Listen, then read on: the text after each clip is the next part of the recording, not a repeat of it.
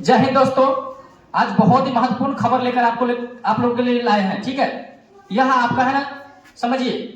अभी शिक्षा विभाग ने बीपीएससी टीआरई 4 का नोटिफिकेशन दिया है। यह नोटिफिकेशन आप लोगों के लिए काफी फायदेमंद है। जो भी लोग शिक्षा की तैयारी करते हैं उन लोगों के लिए यह नोटिफिकेशन काफी फायदेमंद होगा, क्योंकि अब बहुत सारे ऐसे बच्चे हैं जिनको अभी इसके बारे में अच्छे से जानकारी नहीं है कि हम सीटेट पास है, फर्स्ट पेपर पास है, सेकेंड पेपर पास है, तो हम कौन चीज में भर सकते हैं, पीआरटी में भर सकते हैं कि पीजीटी में भर सकते हैं, कहाँ भर सकते हैं।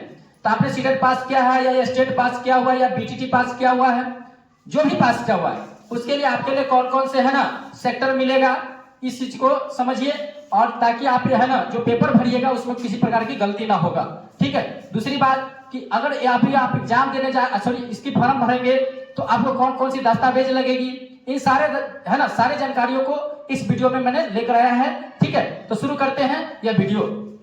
देखिए, बीपीएससी टीआरई 4 जो नोटिफिकेशन जारी किया है ना, इसमें उन्होंने बताया कि हम ना इस बार 90,000 सीट दिया है। उन्होंने क्या कहा कि 90,000 सीटों पर वैकेंसी आई है। कितने हजार? 90,000 सीटों पर वैकेंसी आई है। ठीक है, टोटल सीटों की संख्या कितना है? 90,000 है। मतलब पूरी पोस्ट कितना है? 90,000 है और रेडी है, स्टार्ट है। कब से? जुलाई के अंत में। अभी तो मई है, मई के अभी जुलाई के अंत में क्या होगी? यह स्टार्ट होगी। नोटिफिकेशन आउट हो गया है कि हाँ ना, सरकार शिक्षा विभाग ने कह दिया है कि हम ना जुलाई के अंत में क्या करेंगे? फॉर्म फिलअप करवाएंगे। ठीक है, और इसका एग्जाम जो है ना अगस्त में ले लेंगे। उन्होंने बोला है कि जुलाई में फॉर्म भरवाएंगे और अगस्त तक हम क्या करेंगे? इसकी एग्जाम भी ले लेंगे। ठीक है, समझिए। अब बात रहता है कि इसके लिए कौन कौन सी आवश्यक दस्तावेज होगी, तो समझिए। इसके लिए आवश्यक दस्तावेज की बात कर ले तो जो बच्चे बिहार से हैं, कहां से हैं? बिहार से, है ना। बिहार से जो बच्चे एग्जाम दे रहे हैं ना, बिहार से, उनके लिए यह दस्तावेज काफी फायदेमंद होगा। कारण क्या है कि जो बच्चे बिहार के बाहर से, जैसे यूपी से है, एमपी से है, उन बच्चों को लिए भी यह सुविधा है। लेकिन उन बच्चों के लिए ना इस दस्तावेज की आवश्यकता नहीं है, कारण कि उनका जो है ना यूजीआर से सिलेक्शन होता है। ठीक है, तो जो बच्चे बिहार से हैं उनके लिए जाति प्रमाण पत्र का होना आवश्यक है। दूसरा, आवासीय प्रमाण पत्र का होना आवश्यक है। तो आप लोग सोचोगे हम तो पहले से बनवा के रखे हुए हैं। अरे भाई, पहले से बनवा के रखे, वो पुराना है, आप तुरंत है ना नया बनवा लीजिए, क्योंकि नया रहेगा, सही रहेगा। दूसरी बात, उसमें किसी प्रकार की गलती नहीं होनी चाहिए, क्योंकि कई बार ऐसा भी हुआ है कि आपने तो बनवा लिया, पुराने से अप्लाई कर लिया, उसमें किसी प्रकार की गलत रहा। आपका पता है रिजल्ट बनने के बाद भी ना आपको छाड़ दिया जाएगा, और जब छाड़ जाएगा तो उस समय पूरी मेहनत बेकार चली जाएगी। इसलिए नया बनवाइए और देख करके समझ करके अच्छे से बनवाइएगा, किसी प्रकार की गलती नहीं होनी चाहिए। जो भी बच्चे बिहार से हैं उसके लिए। अगला, बाकी सबके लिए क्या होता है उसके लिए तो है ही है। देखिए, इसमें पहला जो होता है ना, पहला पेपर होता है 1 to 5, मतलब 1 से 5वीं तक के शिक्षक बनने के लिए आपको कौन कौन सी दस्तावेज की आवश्यकता पड़ेगा, तो समझिए। 1 से 5 तक को पीआरटी कहा जाता है। क्या कहा जाता है? पीआरटी। 1 से 5 वाले को क्या कहा जाता है? पीआरटी कहा जाता है। और पीआरटी के पेपर देने के लिए, ठीक है, आपको 12th पास होना आवश्यक है। सबसे पहले आप 12th पास होनी चाहिए आपका। ठीक है, दूसरी बात, आपको डीएलएड की डिग्री होनी चाहिए, डीएलएड आप पास होनी चाहिए पूरी तरह से। ठीक है, तीसरा है कि आपको सीटेट का फर्स्ट पेपर पास होनी चाहिए, है ना। ये सब के सब आपके होनी चाहिए, पास होनी चाहिए, फर्स्ट पेपर पास होनी चाहिए, या सीटेट, या और कह सकते हैं या बीटीटी, है ना, बीटीटी फर्स्ट पेपर पास होनी चाहिए। लेकिन सबसे मेन बात क्या है उसको है ना कि अब तो है ना बीटीटी का एग्जाम बिहार सरकार ले ही नहीं रहा है। तो अगर आप सीटेट पास है, फर्स्ट पेपर, डीएलएड का डिग्री है आपके पास, 12th पास है, तो आप इसके लिए एलिजिबल है।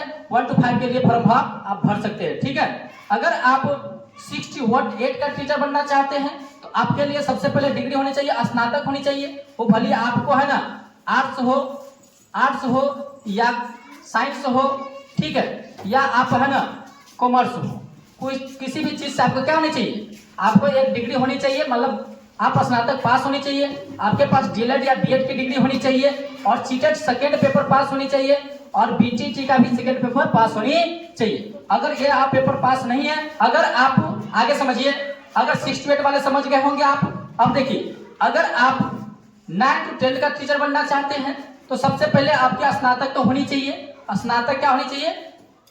स्नातक होनी चाहिए। ठीक है।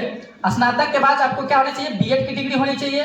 और अगली बात है कि आप सीटेट नहीं, आप स्टेट फर्स्ट है ना, स्टेट का क्या ना फर्स्ट पेपर पास होनी चाहिए। अगर ये चीज पास है तो आप 9 to 10 का है ना, 9 से 10 के टीचर आप बन सकते हैं, ठीक है। इसमें कहीं से किसी को दिक्कत नहीं होगा, आप लोग समझ रहे होंगे। चलिए आगे समझिए।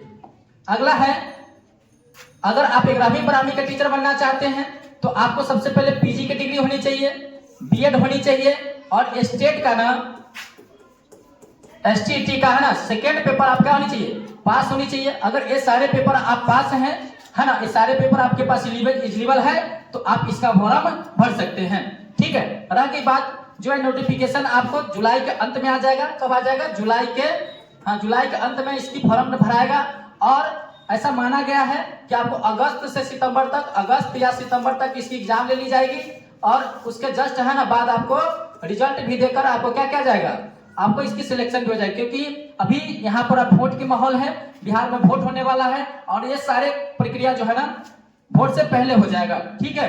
तो जो भी बच्चे तैयारी कर रहे हैं वो जम के तैयारी कीजिए, कोशिश कीजिए, ये मौका है आप लोगों का। अगर नहीं कर पाओगे फिर जीवन भर पछताओगे। इसलिए जो भी, हाँ एक बात और ऊपर है कि जो बच्चे अभी जैसे जुलाई का अभी सीटर देंगे तो उन बच्चों के लिए कहीं ना कहीं थोड़ी सी संकट की बातें हैं, क्योंकि उनको इसमें हो सकता है कि यह एग्जाम से वो वंचित हो जाएगा।